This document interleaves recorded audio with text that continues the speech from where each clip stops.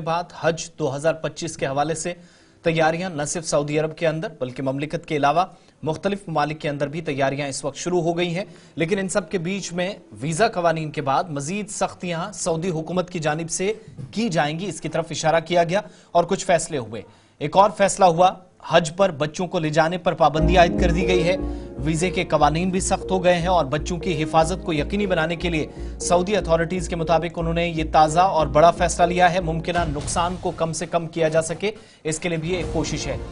इस साल यानी 2025 में जून के महीने में जब आप देखेंगे कि हज से कबल सऊदी अरब ने भीड़ को कंट्रोल करने के लिए सख्त कवानीन का ऐलान किया है।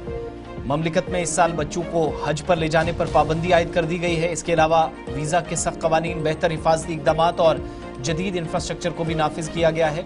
ऐसे में सवाल ये पैदा होता है कि सऊदी अरब इन सख्त इकदाम के पीछे क्या वजह बताता है। यहाँ पर यह भी आपको याद दिलाते चलें कि सऊदी अरब की वजारत हज उमरा के मुताबिक ये फैसला हर साल बढ़ती हुई भीड़ की वजह से लिया गया। ममलिकत यह भी तस्दीक कर रही है कि इस साल बच्चों को हज पर ले जाने की इजाजत नहीं दी जाएगी। वजारत हज उमरा ने ऑफिशियली ये फैसला लिया है। ज्यादा भीड़ इस दौरान मुमकिन खतरात से बचने के लिए इकदाम की जरूरत थी। बच्चों की हिफाजत को यकीनी बनाने और हज के दौरान किसी भी मुमकिन नुकसान को कम करने के लिए इकदाम उठाए गए और वीजा पॉलिसी में भी तब्दीली की है, जहां हुकूमत ने सयाहत, कारोबार, खानदानी जो दौरे होंगे उसके लिए मखसूस ममालिक के 1 साल की मल्टी एंट्री वीजा की गैर मुय्यना मुद्दत के लिए मुअत्तल करने का पहले से ही हुक्म जारी कर दिया है। 1 फरवरी से भारत समेत 14 ममालिक के शहरी सिर्फ सिंगल एंट्री वीजा के अहल हो सकते हैं। ये पहले से ऐलान हो चुका है और 30 दिनों के लिए वीजा अब सिर्फ वैलिड रहेगा।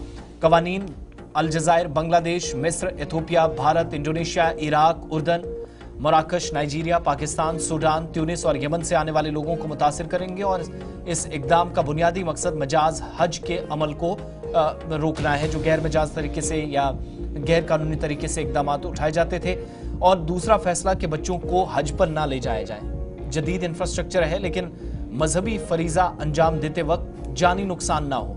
माजी में ऐसा हुआ है, इस तरह के इकदाम से बचा जा सकता है। और 2024 में 1200 से ज्यादा हुजाजे किराम शदीद गर्मी और ज्यादा भीड़ की वजह से जाँ बहक हुए थे।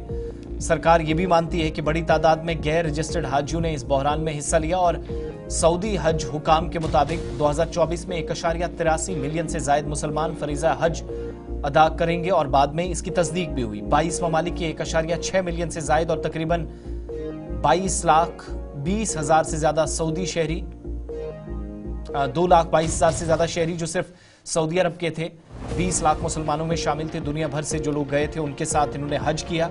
और 2015 में मिना के अंदर हज के दौरान भगदड़ मची थी। 2400 से ज्यादा आजमीन शहीद हुए थे।